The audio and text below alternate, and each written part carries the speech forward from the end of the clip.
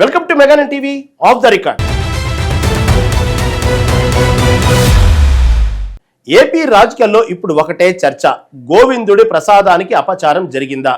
రాజకీయాలు ఎప్పుడు భావోద్వేగాల చుట్టూ తిరుగుతుంటాయి. కానీ ఇప్పుడు ఏకంగా భక్తుల మనోభావాలు, విశ్వాసాల మీద దెబ్బ తగిలిందనే వార్త రాష్ట్ర వ్యాప్తంగా దావనములాల వ్యాపిస్తుంది.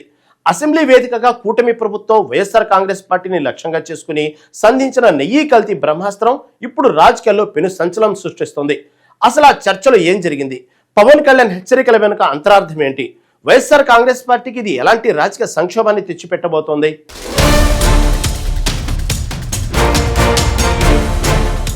ఆంధ్రప్రదేశ్ రాజకీయ క్షేత్రంలో ఇప్పుడు నెయ్యి సెగలు పుట్టిస్తోంది. ఎన్నికలు ముగిసి నెలలు గడుస్తున్నా వైసీపీపై ఉన్న వ్యతిరేకత ఏమాత్రం తగ్గకుండా చూసేందుకు చంద్రబాబు నేతృత్వంలోని కూటమి ప్రభుత్వం పక్కా ప్లాన్తో ముందుకెళ్తోంది. గత ప్రభుత్వంపై ఉన్న కోపాన్ని కేవలం ఓట్ల రూపంలోనే కాకుండా ప్రజల ఆలోచనలు కూడా సజీవంగా ఉంచాలనేది కూటమి వ్యూహంగా కనిపిస్తోంది. ఇందులో భాగంగానే తిరుమల లడ్డూ నెయ్యి కల్తీ వ్యవహారాన్ని ప్రభుత్వం ఒక బ్రహ్మాస్త్రంలా ఉపయోగించింది.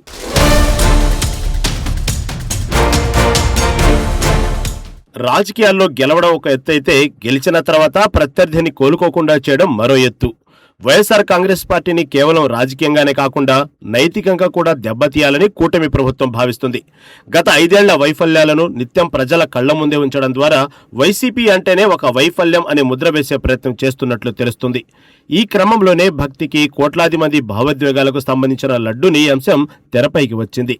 శాసనసభలో సాధారణంగా ప్రజా సమస్యలపై చర్చించే 0 అవర్కు ఎంతో ప్రాముఖ్యత ఉంటుంది. కానీ నెయ్యి కల్తీ అంశం ఎంత తీవ్రమైనదో చెప్పడానికి కూటమి ప్రభుత్వం ఏకంగా 0 అవర్ను రద్దు చేసి మరీ దీనిపై చర్చను చేపట్టింది. సభలో జరిగిన చర్చా తీరు చూస్తుంటే ఇది కేవలం పాలనాపరమైన విచారణ మాత్రమే కాదు, ప్రజల సెంటిమెంట్లను టచ్ చేసే ఒక బలమైన రాజకీయ అడుగు అని స్పష్టమవుతోంది.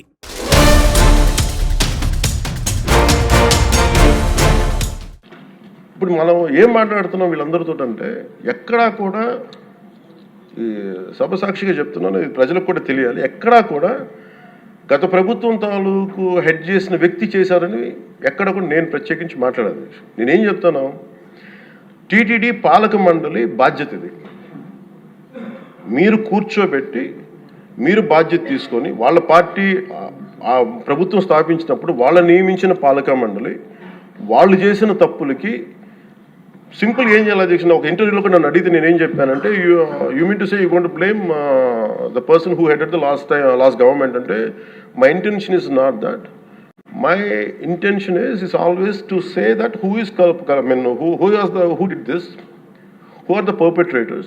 A perpetrators is more or less they are the TTD board. Let them be accountable for that. ఎక్కడ కూడా నేను ఈ వ్యక్తి గురించి మేము మాట్లాడలేదు, ఎందుకంటే డైరెక్ట్గా ఇన్వాల్వ్మెంట్ ఉందని మనం చెప్పట్లేదు అది, ఎందుకంటే వాళ్ళు నియమించిన బోర్డు ఇది. కానీ వాళ్ళు ఏం చేస్తున్నారు, అక్కడ కూర్చోబెట్టి ఎక్కడా కూడా సింపుల్గా ఏం చేయాలి దీక్ష? నిజంగా నేనేం చెప్పాను ఆ ఇంటర్వ్యూలో కూడా, ఆయనే తప్పు, నాకు సంబంధం లేదు, మేము పలానా టీటీడీ బోర్డు చేసింది ఇది, ఆ టీటీడీ బోర్డు మీద మీరు నిష్పక్షపాతంగా ఒక కమిటీ వేయండి, ఆ దోషులు శిక్ష పడేలా చేయండి, వాట్ ఎవర్ దాని అవుట్కమ్ ఏముంటుందో దాన్ని బయట పెట్టండి, ఇంత సింపుల్గా తేల్చేయచ్చు. వాళ్ళు వెనకెందుకు వేసుకొస్తున్నారు నాకు ఈ రోజుకి నాకు అర్థం కాదు. ఈ రోజుకి వెనకేసుకు రావాల్సిన అవసరం లేదు. వెరీ క్లియర్ కట్ రిపోర్ట్ ఇచ్చింది. ఇందులో కంప్లీట్గా అసలు నెయ్యి లేకుండా వీళ్ళు నెయ్యి తయారు చేశారు కనుక, రసాయనాలతోటి, పామ్ ఆయిల్ తోటి వీటన్నిటితో బేస్ చేసుకొని నెయ్యి లేకుండా నెయ్యి తయారు చేశారు. It's very clear cut, it's evident. ఇప్పుడు ఎందుకు ఇంత డిస్కషన్ అవుతుంది అధ్యక్ష? మనందరం కూర్చోబెట్టి ఇంత సభా సమయాన్ని ప్రజలకు ఇవ్వాల్సింది కేవలం తిరుపతి లడ్డు గురించి ఎందుకు మాట్లాడాల్సి వస్తుందంటే, వాళ్ళు నిజంగా కనుక ఉప్పేసుకుని ఉంటే, కల్తీ జరిగింది, దానికి తగ్గ లా ఏం యాక్షన్ ఏం తీసుకోవాలో తీసేసుకుని అయిపోతుంటే, దానికి ఎవరైతే పర్పెట్రేటర్స్ ఉన్నారో వాళ్ళకి ఆ శిక్షగా వెళ్ళిపోతారు. అలా కాకుండా అసలు ఆ నెయ్యిలో కల్తీ లేదు, యానిమల్ ఫ్యాట్ లేదు, రిపోర్ట్ ఇచ్చిన తర్వాత ఇవన్నీ, అందుకని ఈ సభ ఈరోజు ఇంతమంది మాట్లాడాల్సి వస్తుంది.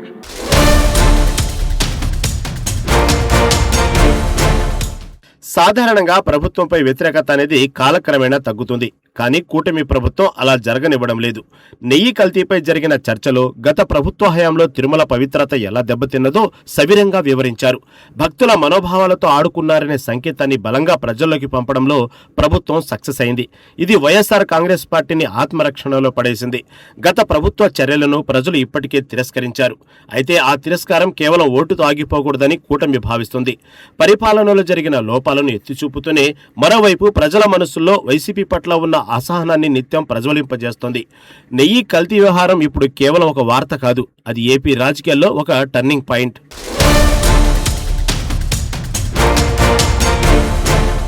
ప్రజల నమ్మకం అనేది గాజు పాత్ర లాంటిది. ఒక్కసారి పగిలితే అతికించడం కష్టం. వైసీపీ విషయంలో ప్రజలు అదే భావనతో ఉన్నారు. ఇప్పుడు కూటమి ప్రభుత్వం చేస్తున్న పని ఏమిటంటే ఆ పగిలిన నమ్మకాన్ని ఎప్పటికప్పుడు గుర్తు చేయడం.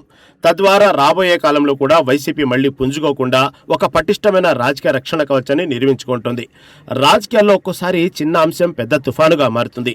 నెయ్యి కల్తీ విషయంలో కూటమికి దొరికిన ఆధారాలు, అసెంబ్లీలో వారు చేసిన వాదనలు ప్రజల్లోకి సూటిగా వెళ్లాయి.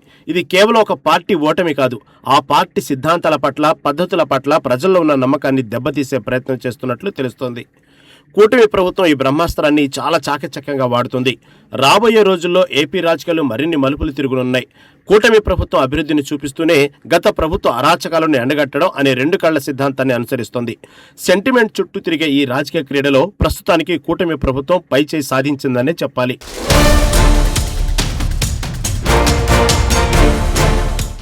సాధారణంగా తిరుమల అంటేనే కోట్లాది మంది భక్తుల నమ్మకం. గోవిందుడి నామస్మరణతో మారుమోగే ఆ కొండపై లడ్డూ ప్రసాదానికి ఒక ప్రత్యేకమైన విశిష్టత ఉంది. అయితే గత ప్రభుత్వ హయాంలో లడ్డూ తయారీకి ఉపయోగించే నెయ్యిలో జంతువుల కొవ్వు కలిసిందనే చేదు నిజం బయటకు రాగానే భక్తులు తల్లడిల్లిపోయారు.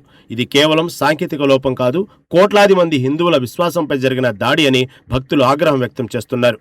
ఈ వార్త తెలిసిన మరుక్షణం నుంచే సోషల్ మీడియా నుంచి వీధుల వరకు భక్తుల నుంచి తీవ్ర నిరసన వ్యక్తమైంది. మా స్వామివారికి ఇలాంటి అపచారం చేస్తారా అంటూ ప్రతి ఒక్కరి గొంతులో ఆవేదన ధ్వనించింది.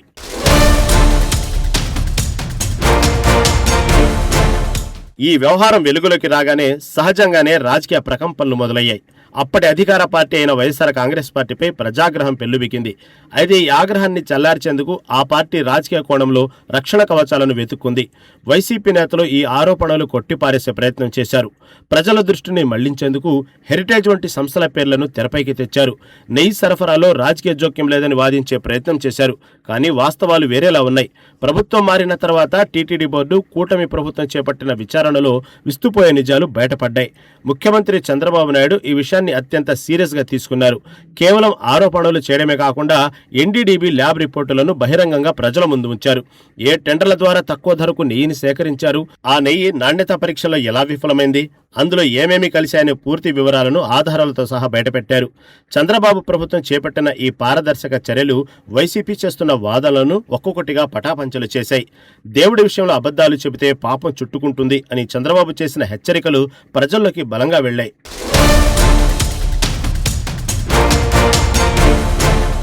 ఈ మొత్తం ఎపిసోడ్లో ఉప ముఖ్యమంత్రి పవన్ కళ్యాణ్ తీసుకున్న వైఖరి ఒక కొత్త చర్చకు దారితీసింది. ఆయన దీనిని కేవలం ఒక అవినీతిగా చూడలేదు, దీనిని ఒక మహా అపరాధంగా అభివర్ణించారు పవన్. ఈ అంశంపై అత్యంత కఠినంగా స్పందించారు. నెయ్యి కల్తీ అనేది కేవలం నేరం కాదు, అది ధర్మానికి జరిగిన ద్రోహమని ఫైర్ అయ్యారు. అపచారం చేస్తే తరాలు సైతం లేచిపోతాయి అంటూ ఆయన చేసిన హెచ్చరికలు సంచలనం సృష్టించాయి. ఆయన స్వయంగా ప్రాయశ్చిత్త దీక్ష చేపట్టి హిందూ ధర్మ పరిరక్షణ కోసం సనాతన ధర్మ రక్షణ బోర్డు ఏర్పాటు చేయాలనే ప్రతిపాదనను తెరపైకి తెచ్చారు. పవన్ కళ్యాణ్ మాటలు భక్తుల ఆవేదనకు ప్రతిరూపంగా నిలిచాయి.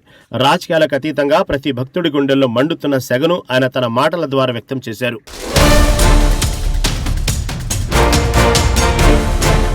కూటమి ప్రభుత్వం ఆలోచన చూస్తుంటే మాత్రం జాతీయ స్థాయిలో సైతం ఈ అంశాన్ని తీసుకెళ్లే అవకాశం ఉంది. మరోవైపు హిందువుల్లో కూడా వైఎస్ఆర్ కాంగ్రెస్ పార్టీ పట్ల ఒక రకమైన అనుమానాలున్నాయి. వాటిని మరింత హైలైట్ చేసేందుకు కూటమి ప్రభుత్వం ప్రయత్నాలు చేస్తుందనడంలో ఎటువంటి సందేహం లేదు. ఖచ్చితంగా అదే పనిలో ఉన్నట్టు కనిపిస్తోంది. మొన్నటి వరకు దీనిని రాజకీయంగా మార్చి కూటమిని టార్గెట్ చేసింది వైఎస్ఆర్ కాంగ్రెస్ పార్టీ. కానీ నిన్న శాసనసభలో జరిగిన చర్చ చూస్తుంటే మాత్రం కూటమి ప్రభుత్వం ఆధారాలతో బయటపెట్టిన క్రమం ఈ పరిస్థితులన్నీ వైఎస్ఆర్ కాంగ్రెస్ పార్టీకి మున్ముందు కష్టాలు తెచ్చి పెట్టేవి. ముఖ్యంగా కోట్లాది మంది భక్తుల మనోభావాలతో కూడిన అంశం కావడం, కూటమి పట్టు బిగిస్తుండడం చూస్తుంటే మాత్రం హిందూ సమాజం నుంచి వైఎస్ఆర్ కాంగ్రెస్ పార్టీ తప్పించుకునే అవకాశం లేదు అనిపిస్తోంది. ఆధారాలతో కూడిన కూటమి వ్యూహం ముందు వైసీపీ డిఫెన్స్లో పడింది. రానున్న రోజుల్లో ఈ కేసు ఎలాంటి మలుపులు తిరుగుతుందో వేచి చూడాలి.